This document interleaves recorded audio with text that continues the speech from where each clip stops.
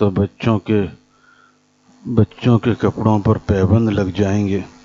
تو سنو، اگر تمہاری اولاد کے کپڑوں پر پیبند لگ جائیں گے تو تمہاری اولاد حضرت اماں عائشہ صدیقہ رضی اللہ عنہا اور بی بی فاطمہ رضی اللہ عنہا سے زیادہ قیمتی نہیں ہے۔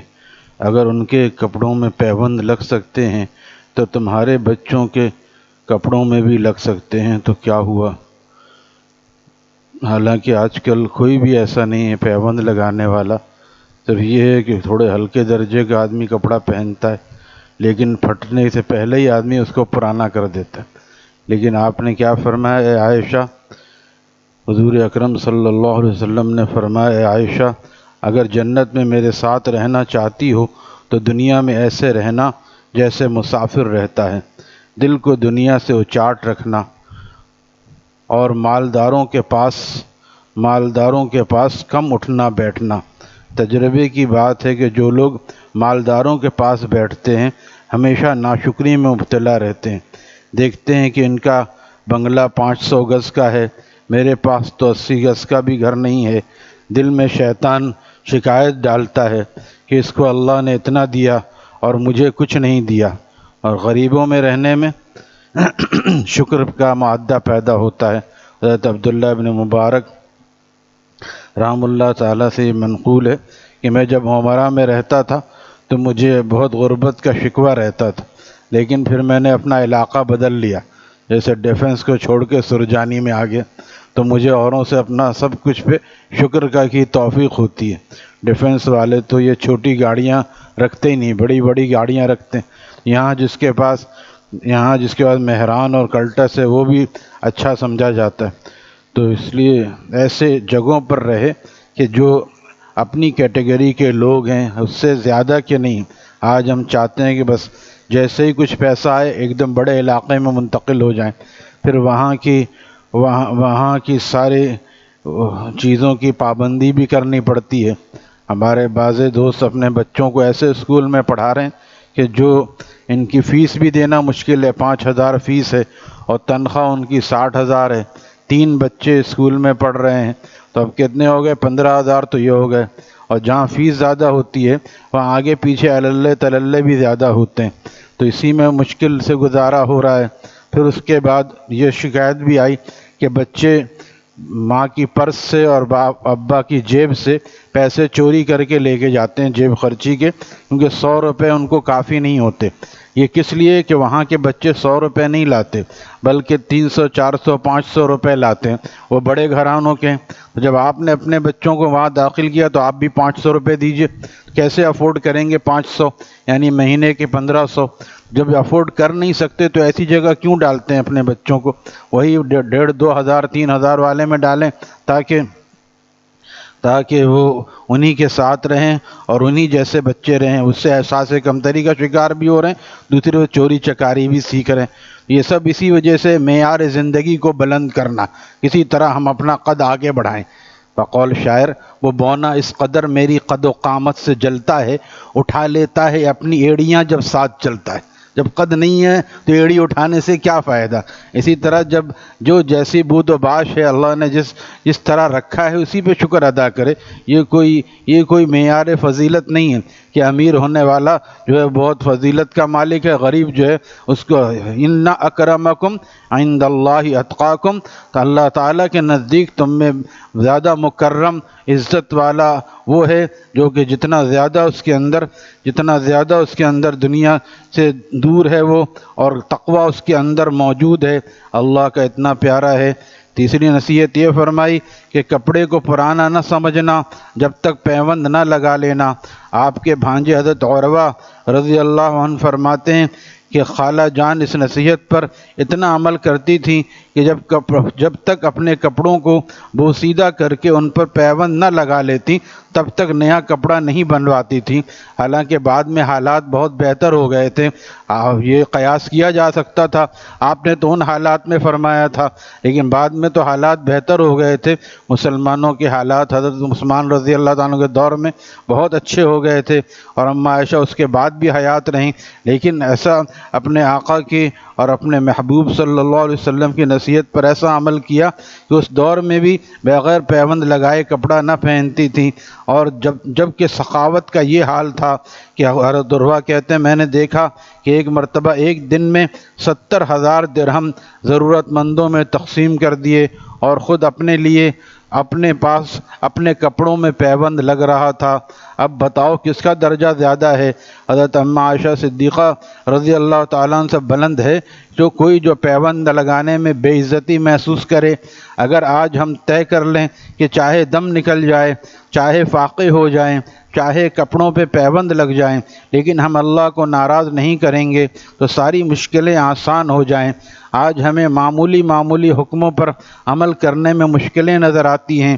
اپنی جانوں کو ہم ذرا بھی اللہ کی راہ میں تکلیف دینا نہیں چاہتے، ساری تکلیف دیتے ہیں لیکن دنیا کے راستے میں اٹھ کے جائیں گے 7-8 بجے اور رات کو آئیں گے اسی ٹائم پر، چاہے اس میں نمازیں مل رہی ہیں یا نہیں مل رہی ہیں، لیکن دنیا کے لیے اتنی محنت جتنا کہ ضرورت سے زیادہ ہے، اور آخرت کے لیے نمازوں کا بھی اہتمام نہیں ہے، جبکہ اللہ تعالیٰ فرماتے ہیں والذین جاہدوا فینا لنہدینہم سبلنا، جو لوگ ہمارے راستے میں مجاہدہ اختیار کرتے ہیں ہم ان کے لیے اپنے راستوں کو کھول دیتے ہیں۔ لنہدینہم سبلنا، ہمارے شیخ فرماتے ہیں سبیل نہیں فرمایا، سبل فرمایا، اور یہ اللہ تعالیٰ کا جمع ہے، یعنی بے شمار راستے اس کو اپنی محبت کے ہم کھول دیتے ہیں۔ لیکن کوئی چلنا تو چاہے، بات وہی ہے کہ ہم نے دنیا کو اپنا گھر سمجھ لیا، اور جو کرائے کے گھر کو اپنا گھر سمجھ لیتا ہے پھر اس پہ لڑائی جھگڑا ہوتا ہے۔ کرائے کا گھر اپنا گھر نہیں ہوتا، دنیا بھی سرائے فانی ہے، رہنے کی جگہ نہیں ہے۔ کن فی الدنیا کأنک غریب، آپ علیہ السلام نے عبداللہ ابن عمر سے فرمایا تھا رضی اللہ عنہ، دنیا میں اس طرح رہو جس طرح مسافر رہتا ہے، او عابر سبیل، بلکہ ترقی کرو، اس طرح رہو جیسے راستہ گزرنے والا راستہ گزر جاتا ہے۔ سب سے بڑا مسئلہ یہی ہے، فلسفہ ہم نے سمجھا ہی نہیں کہ دنیا رہنے کے لیے نہیں ہے، عیش و عشرت کے لیے نہیں ہے، بلکہ ہم یہاں آخرت کی تیاری کے لیے بھیجے گئے ہیں۔ لیبلوکم ایکم احسن عملا، ہم دیکھنا چاہتے ہیں کہ تم میں سے کون اچھے اعمال لے کر آتا ہے، کون بڑی گاڑی لیتا ہے، کس کا بنگلہ بڑا ہے، یہ کوئی معیار فضیلت نہیں ہے، کون نیک ہے متقی ہے، یہ معیار فضیلت ہے، اور یہ اللہ کی محبوبیت اور ہمیشہ کی جنت کا معیار یہ ہے۔ لیکن آج مسلمان ایسی چیزوں میں لگ گئے، کفر کو دیکھ کر، کفار کی مادیت کو دیکھ کر مسلمان بھی مادہ بن گئے۔ فرماتے ہیں کعبے کے رب کی قسم، صحابی کہتے ہیں کہ آج ہمیں، حضرت فرماتے ہیں آج ہمیں معمولی حکموں پر مشکلیں نظر آتی ہیں، اپنی جانوں کو ہم ذرا بھی تکلیف میں نہیں ڈالتے، اور صحابہ تھے کہ کلیجے میں تیر لگ رہا ہے مگر ہائے نہیں کرتے، کہہ رہے ہیں کعبہ کے رب کی قسم میں کامیاب ہو گیا۔ آج بھی مدینہ منورہ میں احد کے دامن میں 70 شہیدوں کا لہو گواہی دے رہا ہے کہ اللہ تعالیٰ ایسے پیارے ہیں کہ ان پر جان دینا بھی آسان ہے، اور جان ان کے سامنے بے قیمت ہے۔ جانے جانا سے جب پیار ہو جائے گا، جان دینا مزیدار ہو جائے گا۔ جب اللہ تعالیٰ کی محبت دل میں گھر کر جائے گی تو فجر کی نماز میں اٹھنا کیا ہے، داڑھی رکھنا کیا ہے، اور سنت پہ چلنا کیا ہے، جان دینا مزیدار ہو جاتا تھا صحابہ کو، اور اس کے لیے بے چین رہتے تھے۔ یبتغون فضلا من اللہ ورضوانا، اللہ تعالیٰ کی خوشنودی کو ڈھونڈتے تھے، تلاش کرتے تھے، سونگتے پھرتے تھے کیسے اللہ کی خوشنودی ملے گی، اور ہم ہر طرح سے بچنا چاہتے ہیں، بس کیسے ہم بچ جائیں شریعت کے احکام سے، اور خوب ہماری دنیا ایسی ہو جائے چکا چوند کہ لوگ دیکھ کر رشک کریں۔ لوگ تو قارون پر بھی رشک کرتے تھے، اور ظاہر سی بات ہے وہ لوگ بھی اہل علم نے ان کو سمجھایا یہ قابل رشک نہیں ہے۔ پھر وہ سمجھ گئے، جب اللہ تعالیٰ نے اس کو دھنسایا پھر ان کو یقین آیا کہ واقعی اللہ کا شکر ہے، اللہ نے ایسا ہمیں نہیں بنایا، ورنہ وہ یہی تمنا کر رہے تھے کاش کہ ہم بھی ایسے ہوتے جیسے آل قارون کو اللہ نے دیا ہے، کاش ہمیں بھی اتنا مال ملتا۔ لیکن مال کے ساتھ اللہ تعالیٰ نے دھسا کے دکھایا کہ مال میں کامیابی نہیں ہے، کامیابی خدا کے دین میں ہے، کامیابی اللہ تعالیٰ کی رسی کو مضبوط تھامنے میں ہے۔ ہمارے شیخ مرشد رحمہ اللہ تعالیٰ فرماتے تھے، جس زمین والے کو خوش رہنا ہو آسان طریقہ یہ ہے وہ آسمان والے کو راضی رکھے۔ بلائیں تیر اور فلک کما ہے، چلانے والا شہنشاہ ہے، اسی کے زیر قدم اما ہے، بس اور کوئی مفر نہیں ہے، کوئی بھاگ نہیں سکتا۔ یا معشر الجن والانس ان استطعتم ان تنفذوا من اقطار السماوات والارض فانفذوا لا تنفذون الا بسلطان۔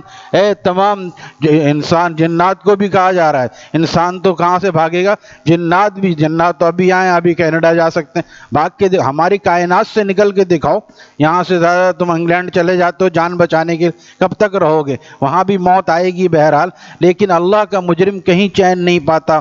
اللہ تعالیٰ چیلنج کر رہے ہیں، نکل جاؤ، اگر نکل سکتے ہو ہماری کائنات سے، زمین و آسمان کے کناروں سے، من اقطار السماوات والارض فانفذوا، تو نکل جاؤ نا، لا تنفذون الا بسلطان، لیکن اس کے لیے چاہیے زور اور قوت، وہ تمہارے اندر نہیں ہے، لہٰذا بہتری اسی میں ہے کہ تم ہماری پابندی میں رہو اور ہماری غلامی اختیار کرو۔ اللہ تعالیٰ تمام مسلمانوں کو یہ سمجھ اور فہم عطا فرمائے کہ دنیا رہنے کی جگہ نہیں ہے بلکہ برتنے کی جگہ ہے۔ جنہوں نے رہنے کی جگہ سمجھا ان کو اللہ نے ناکام کر کے دکھایا۔ فرمایا کلوا وتمتعوا قلیلا انکم مجرمون، تھوڑے دن کھا پی لو، پھر اے مجرموں تمہارا انجام برا ہونے والا ہے، تھوڑے دن کھا پی لو۔ تو مسلمان اس کے لیے نہیں ہے، بلکہ مسلمان جانتا ہے کہ ہم دنیا میں عیش و عشرت کے لیے نہیں آئے بلکہ اللہ کو راضی کرنے کے لیے آئے ہیں۔ خود بھی نیک بنتا ہے، دوسروں کو بھی نیک بنانے کی فکر کرتا ہے۔ آج مسلمان نے اس کام کو چھوڑ دیا، اسی لیے خود غافل ہو گیا۔ جب ہم نے دوسروں کو کہنا چھوڑ دیا خود ہمارے اندر غفلت آ گئی۔ ہمارے حضرت والا کے صاحبزادے حیات ہیں، اللہ تعالیٰ ان بزرگوں کی عمروں میں برکت عطا فرمائے، فرماتے ہیں لوگ ہمیں آپ پوچھتے تم داڑھی کیوں رکھتے ہو، مولوی صاحب ملا بن گئے تم، کیونکہ ہم نے ان کو نہیں کہا کہ داڑھی رکھنا واجب ہے۔ اگر ہم پہلے بتاتے کہ داڑھی ایک مٹھی رکھنا واجب ہے، اس سے کم پہ کٹانا کتروانا گناہ ہے، تو وہ ہم سے نہ کہتا۔ پھر فرماتے ہیں یہ ایسا ہی ہے جیسے اتنے درخت ہیں، ابھی بھی ہم سندھ گئے تھے، ٹنڈے والا یار میں ہمارے دوست ہیں حضرت والا کے خلیفہ، 70 ایکڑ زمینیں ہیں ان بھائیوں کے پاس، ابا چھوڑ کے مرے تھے، 70 ایکڑ زمینیں ماشاءاللہ، اس پہ پھل لد رہے ہیں، ابھی آم بھی ہو گیا، تو آم تو کٹ چکے تھے، گر چکے تھے، لیکن بتا رہے ہیں اتنا پھل ہے وہاں پہ۔ اب کوئی درخت جس پہ پھل نہ آئے وہ اس پہ ہنسے، دیکھو اتنا پھل سے لدا ہوا ہے، پھل والا ہی اصل درخت ہے۔ جس پہ پھل نہ آئے اس کا مطلب کہ جڑ میں کوئی خرابی ہے، تو جس پہ داڑھی نہ آئے اس کے ایمان کے جڑ میں کوئی خرابی ہے، وہ نہیں ہنسے گا بلکہ دوسرے کہیں گے بھائی اپنا علاج کراؤ، تمہارے اوپر پھل کیوں نہیں آتا؟ تو ایمان کا پھل جب ظاہر سے نظر نہ آئے، پتہ چلا ایمان کے جڑ میں کوئی خرابی ہے، اس کو صحیح کرنے کی ضرورت ہے۔ اسی لیے اپنے ایمان کو بنانے اور اللہ والوں کے پاس رہنے کی ضرورت ہے کہ ہمارا ایمان و یقین ایسا بن جائے۔ حضرت علی رضی اللہ تعالیٰ فرماتے ہیں یہ صحبت رسول اللہ صلی اللہ علیہ وسلم کا فیضان تھا کہ جس دن میں جنت اور دوزخ کو دیکھوں گا تو میرے ایمان میں کوئی اضافہ نہیں ہوگا، وہ ایمان اللہ تعالیٰ نے مجھے دنیا میں عطا فرمایا ہے۔ اللہ تعالیٰ ہم سب کو ایسا ایمان و یقین عطا فرمائے۔ الحمدللہ رب العالمین۔